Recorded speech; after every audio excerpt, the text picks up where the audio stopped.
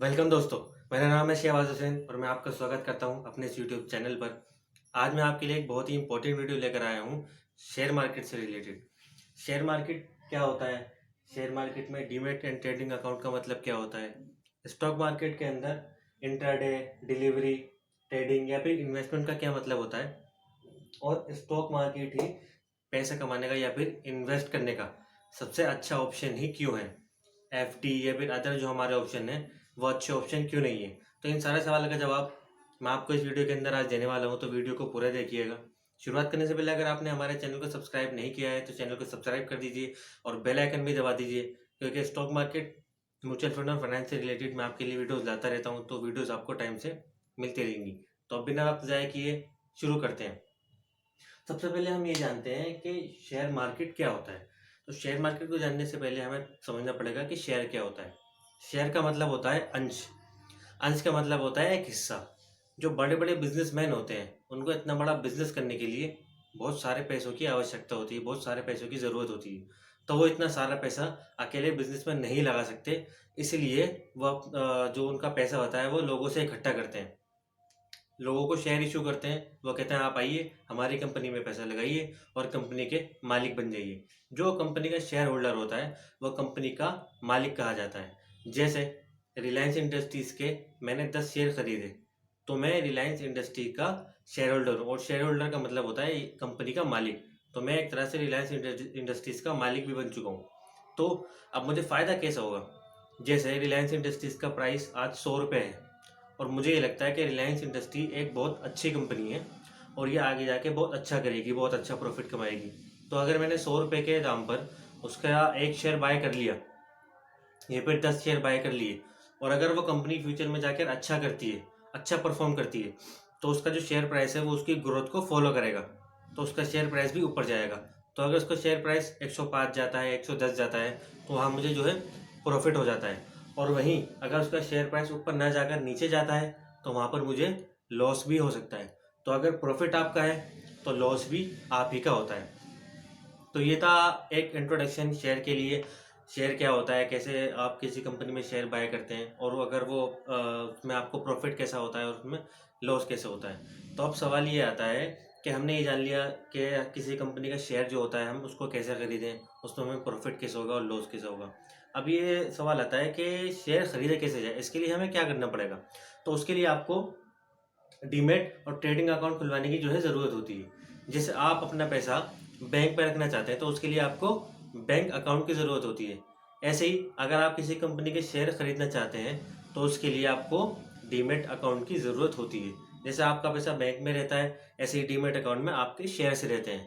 तो डीमेट और trading account आप किसी भी ब्रोकर के पास खुलवा सकते हैं। आजकल बहुत से डिस्काउंट ब्रोकर्स हैं जो बहुत ही कम ब्रोकरेज लेते हैं और आपका अकाउंट जो है अपने पास खोल लेते हैं। तो आप किसी भी डिस्काउंट ब्रोकर के पास जाके अपना अकाउंट खुलवा सकते हैं। वहाँ से आपको जो है ब्रोकरेज बहुत ही कम रेटों पर मिलेगी। अगर आप किसी बैंक के पास जाते हैं तो बैंक क्या करते हैं, आपसे ब्रोकरेज जो है बहुत ज़्यादा चार्ज करते हैं। मगर आप किसी डिस्काउंट ब्रोकर के पास जाओगे तो बहुत ही कम ब्रोकरेज रेट पर जो है आपको वो ट्रेडिंग करने की इजाज़त दे देगा। अब आपने डीमेट अकाउंट भी खुलवा लिया, आपने स्टॉक मार्केट के बारे में जान भी लिया कि स्टॉक मार्केट क्या होता है, स्टॉक मार्केट में कैसे इन्वेस्ट करते हैं, शेयर क्या होता है, कैसे प्रॉफिट और लॉस होता है। आप समझने की ज़रूरत होती है कि स्टॉक मार्केट के अंदर कितने तरह के जो है इन्वेस्टमेंट है, ट्रेडिंग है, इंट्राडे है, कितने तरह के लोग कैसे उसमें काम करते हैं। तो शेयर मार्केट के अंदर अगर आप काम करना चाहते हैं तो आप इंट्राडे भी कर सकते हैं, आप डिलीवरी लेकर भी स्टॉक अपने पास रख सकते हैं, या फिर आप ट्रेडिंग या फिर इन्वेस्टमेंट भी कर सकते हैं। तो सबसे पहले हम जानते हैं कि इंट्राडे का मतलब क्या होता है। इंट्राडे दोस्तों बेसिकली उसको कहते हैं, जैसे मैंने आज ही कोई शेयर खरीदा और आज ही उस शेयर को मैंने बेच दिया। जैसे मार्केट का जो टाइम होता है, मार्केट सुबह 9:30 बजे ओपन होती है और दोपहर को 3:30 बजे बंद हो जाती है। तो मुझे उसी 9:30 से 3:30 बजे के अंदर शेयर बाय भी करना है और सेल भी करना है।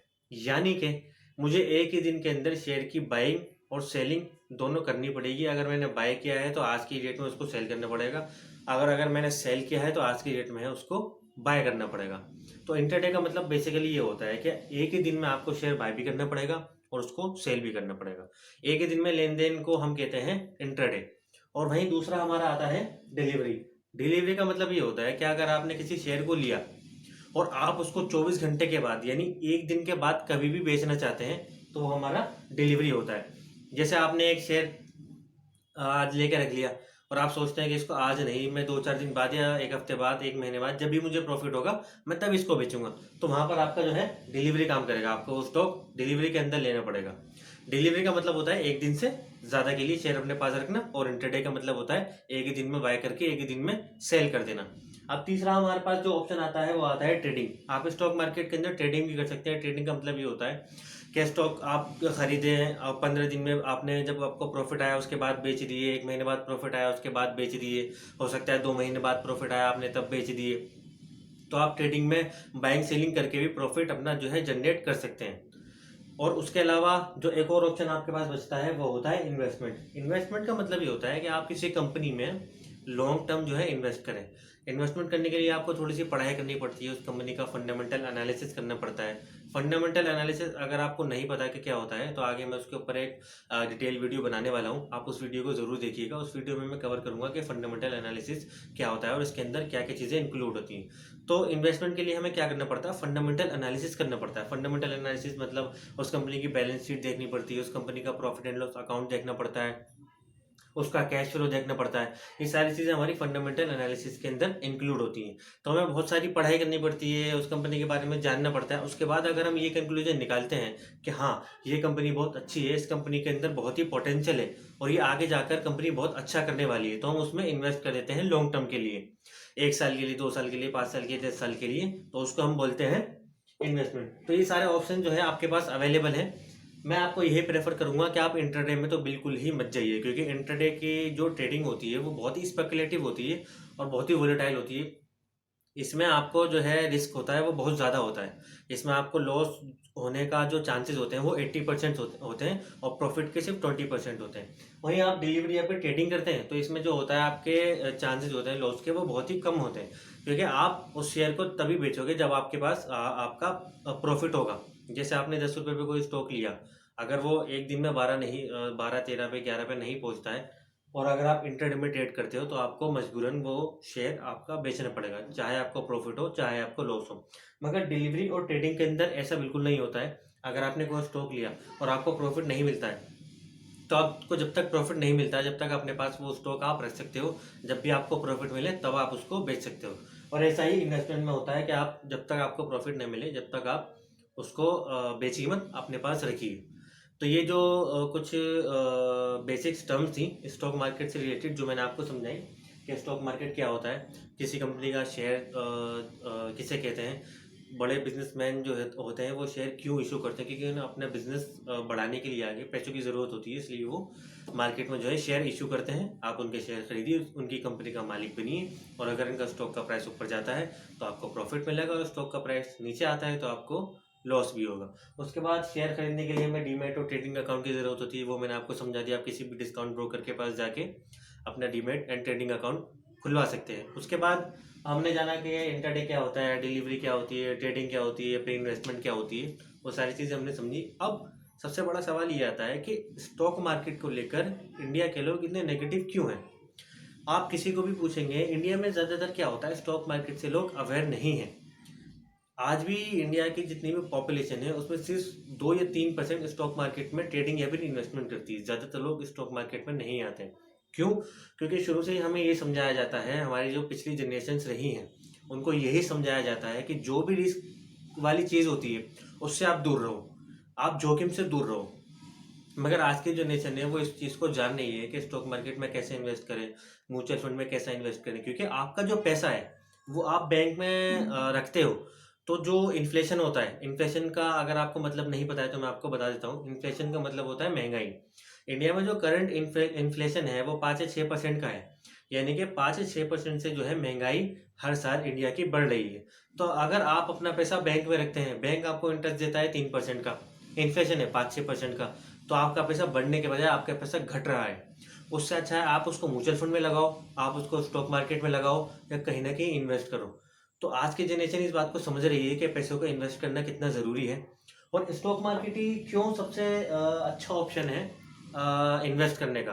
हम अपना पैसा बैंक में क्यों नहीं रखते, हम अपना पैसा कहीं और प्रॉपर्टी में इन्वेस्ट क्यों नहीं करते, रियल एस्टेट में क्यों इन्वेस्ट नहीं करते। स्टॉक मार्केट एक अच्छा ऑप्शन क्यों है इन्वेस्टमेंट के लिए। स्टॉक मार्केट सबसे अच्छा इन्वेस्टमेंट ऑप्शन इसीलिए है क्योंकि इक्विटी जो है आज तक जब से सेंसेक्स शुरू हुआ है 40,000% का रिटर्न जो है वो दे चुका है। यानी कि अगर आपने आज से 40 साल पहले इक्विटी में इन्वेस्ट किया होता तो आज आपका पैसा जो है 40,000% से ज़्यादा जो है ग्रो होता। अगर आप बैंक में पैसा लगाते कहीं और पैसा लगाते तो आपका पैसा इतना ग्रो नहीं होता। इसके ऊपर मैं एक डिटेल वीडियो बनाऊंगा कि अगर आप 26 या 30 साल पहले एफडी में पैसे लगाते तो आपका पैसा आज कितना होता, या फिर प्रॉपर्टी में लगाते तो आपका पैसा आज कितना होता, और अगर स्टॉक मार्केट में आपने लगाया होता तो आज आपका पैसा कितना होता। तो बहुत ही ज़्यादा डिफरेंस है। पावर ऑफ इक्विटी की जो पावर है वो बहुत ही ज़्यादा है। इक्विटी इतनी पावर रखता है कि ना तो वो किसी बैंक में पावर होती है आपके पैसे को कंपाउंड करने की, और ना ही रियल एस्टेट में। तो इसलिए स्टॉक मार्केट जो है एक सबसे अच्छा ऑप्शन होता है आपका पैसा इन्वेस्ट करने के लिए। आप अपना पैसा स्टॉक मार्केट में ही इन्वेस्ट करें। और स्टॉक मार्केट में जो लोग सबसे ज़्यादा फेल होते हैं वो इसलिए होते हैं। 80% 90% स्टॉक मार्केट के अंदर जो भी लोग आते हैं वो लॉस बेयर करके, लॉस खाकर वापस चले जाते हैं और फिर स्टॉक मार्केट को गालियाँ बकते हैं, कहते हैं स्टॉक मार्केट बड़ी बेकार चीज़ है, स्टॉक मार्केट में नहीं आना चाहिए, हमेशा लॉस ही होता है। आपने इस पर कभी गौर किया कि स्टॉक मार्केट के अंदर लॉस सबसे ज़्यादा लोग क्यों सहन करते हैं। वो इसीलिए क्योंकि वो बिना सोचे समझे, बिना कंपनी को एनालाइज करे, बिना स्टॉक मार्केट के बारे में कुछ सीखे स्टॉक मार्केट में आ जाते हैं और किसी भी कंपनी को बाय कर लेते हैं और उसके बाद उनको जो है वो लॉस हो जाता है। सपोज कीजिए अगर आपको डॉक्टर बनना है तो आप क्या करोगे, आप एमबीबीएस करोगे, आप बीयूएमएस करोगे, या फिर जो भी डॉक्टर से रिलेटेड कोर्स है 3-4 साल का, 5 साल का, आप वो कोर्स करोगे। अगर आपको लॉयर बनना है तो आप क्या करोगे, आप एलएलबी करोगे। अगर आपको सीए बनना है तो आप जो है चार्टर्ड अकाउंटेंसी करोगे 5-6 साल की। मगर अगर स्टॉक मार्केट की बात आती है तो कोई भी कुछ सीखना ही नहीं चाहता है, डायरेक्ट आता है स्टॉक मार्केट में और पैसा लगाना शुरू कर देता है। तो हमें जो ज़रूरत है वो ये है कि हम स्टॉक मार्केट के बारे में पहले जानें, कंपनी को कैसे एनालाइज किया जाता है उसके बारे में जानें, उसके बाद हम स्टॉक मार्केट के अंदर आएँ। क्योंकि इंडिया के अंदर कोई कुछ सीखता है नहीं स्टॉक मार्केट से रिलेटेड, डायरेक्ट स्टॉक मार्केट में आता है, पैसा लगाना शुरू करता है, लॉस होता है और जाके बुराइयाँ करता है स्टॉक मार्केट के बारे में। मगर उसको ये नहीं पता होता कि यहाँ पर इतना पोटेंशियल है कि ये आपको बहुत ही ज़्यादा जो है अमीर बना सकता है। दुनिया के जो तीसरे सबसे अमीर आदमी हैं वॉरेन बफेट, वो सिर्फ इन्वेस्टमेंट से यहाँ तक जो है पहुँचे हैं। तो इसके अंदर पावर तो बहुत है इन्वेस्टमेंट के अंदर, बस आपको ये सीखने की ज़रूरत है कि काम कैसे करता है। तो आज हमने बात की स्टॉक मार्केट के बारे में, नए लोग स्टॉक मार्केट में कैसे इन्वेस्ट करें। आप बिल्कुल मिनिमम अमाउंट से 5,000 से 6,000 से स्टॉक मार्केट में शुरुआत कर सकते हैं, बाइंग सेलिंग कर सकते हैं, एक्सपीरियंस ले सकते हैं। इसके लिए बस आप डीमेट अकाउंट खुलवा लीजिए, उसके बाद शुरू करिए। मगर ज़्यादा से ज़्यादा पहले सीखिए, पढ़िए, उसके बाद ही स्टॉक मार्केट में एंटर कीजिए। मैं यही सलाह आपको देना चाहूँगा। और इस म्यूचुअल फंड, स्टॉक मार्केट और फाइनेंस से रिलेटेड मैं आपके लिए वीडियोस लाता रहता हूँ। तो सब्सक्राइब कीजिए मेरे चैनल को और बेल आइकन हिट कीजिए ताकि कभी मैं फ्यूचर में कोई वीडियो लेकर आऊँ तो उसकी नोटिफिकेशन आप तक सबसे पहले पहुँच जाए। Thank you.